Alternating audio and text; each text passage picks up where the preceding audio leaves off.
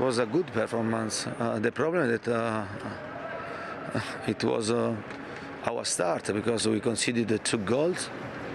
You start the game 2-0 down, and it was a good reaction of the players, because they tried until the end to come back, to change the final result. The way we played was the most important thing, and we talk after the game of our Arsenal. You can see that I was upset about that, because I think we didn't play the way you should play in that game. That's why the mentality for this game was that to come here and to play our game. I really don't care where we are playing and against the opponents, respect them, but you need to come with a big confidence, and I think we did. I said them that the only commitment is not good enough if we want to try to fight for something important. In this moment, for me, it's not realistic, and we have to accept the reality.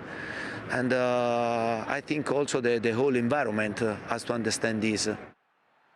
That's a great quote from Bruno Lage, isn't it? I don't care where we are or who we're playing. We'll respect the opponent, but we'll play our game. And boy, did they play their game today. Yeah, they did indeed. I mean, they went to Spurs and they took the game to them. I mean, it was they got disappointed midweek, didn't they, against Arsenal? But look here, we can see Saiss stepping right in, Jimenez allowed to turn, and then Ait Nouri, a willing runner down that channel, and boys flooding into the box. It ends up in nothing, it ends up in the corner, but here this leads to the goal. A great structured press from Wolves.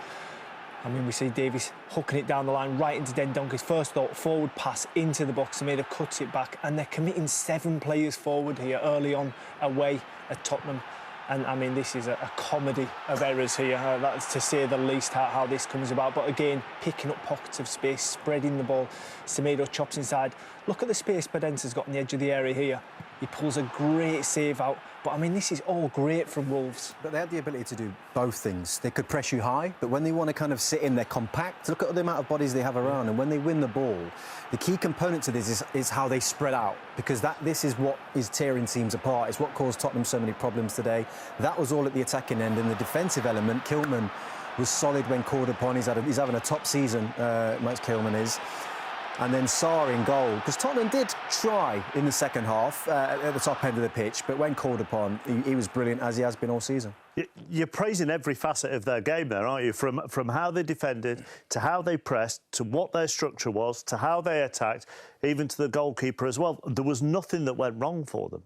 No, it was a complete performance. It was a perfect performance away from home, especially, like we said, after disappointment midweek. They've used that to invigorate them, and they've gone to Spurs and they've dismantled them, to be perfectly honest. Antonio Conte said after he thought that was a good Spurs performance, but in areas, to borrow a phrase off Micah, dearie me. Good old Micah, right? What? Good old Micah. Good old Micah. Even though he's not here, you can rely on him for something. It was poor. It was really poor. And they kind of... the game was gone in the first half. You know, the defensively was all over the place. We've got some stats here that we can run in, which are Conte's first 9 games in charge in comparison to his last 3 games. So in his first 9 games, they've conceded 6 goals. Last 3, they conceded 7. Now, the shots at the face, as you can see in the first 9, 28 shots faced. Already in the last 3, 24 shots faced. So a lot of Tottenham fans are looking at it and going, hang on a minute, what's going on here? Well, defensively, over the last couple of games in particular, the Southampton game midweek and today, they were wide open. They were there for the taking. And Wolves took them apart as illustrated. But the mistakes that have been made... Davinson Sanchez today was shocking. He really was. What's he looking at? Things like body language are really important defensively. You need leaders. You need people talking. They've got no idea if a run is made there that he's on his shoulder. The lack of communication that's going on between Doherty there and Davinson Sanchez. So he just hoofs it out. Who in that at this moment here is going, right, let's get out in a line. Let's be together. They're just walking out, like, so laid back. That panic that they have. You've got Hugo Lloris saying calm down, Davinson Sanchez not listening, not thinking about passing, just launching it in the air. All of this just adds and adds and adds to the panic in the stadium.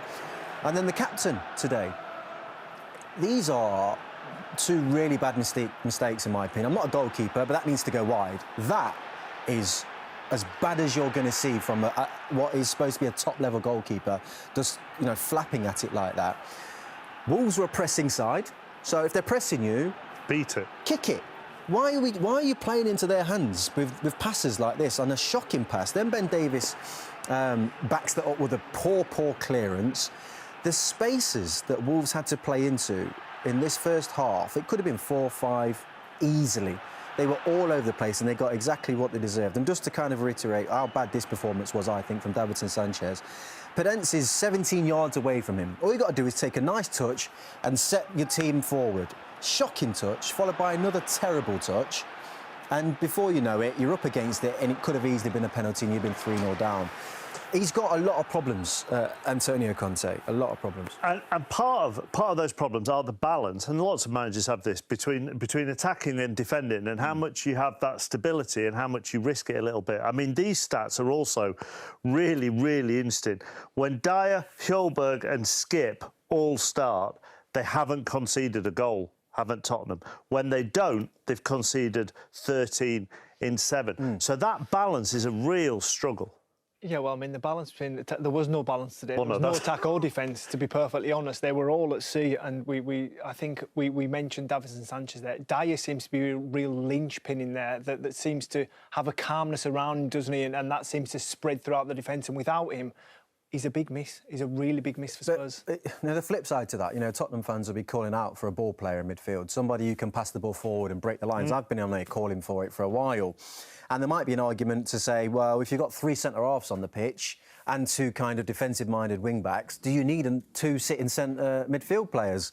Unfortunately, it looks like they do, because at the minute, defensively, without Dyer, who... in this little period, stock has gone through the roof, by the way, in terms of the necessity of him in the team. They don't have what it takes in terms of coming together and keeping a clean sheet. Just a quick one from both of you. Sessignon substituted after 25 minutes or so in that first half. How would you react? You, first of all. I'd have drove home. No, I'm joking. I think he's a young lad that's going for a really tough time at the minute. It was nice to see Antonio Conte kind of embrace him. I don't think he can argue right now. Hopefully it was just a tactical decision, because he wasn't the only one for me today that was poor. He could have took anybody off at that particular moment. It just happened to be him. I think it's a hard lesson and one that he's got to take on the chin. Like Jermaine says, he's still young, he's still learning, and it's one that I think an older pro would act very differently to, but he's just got to accept it. Right then.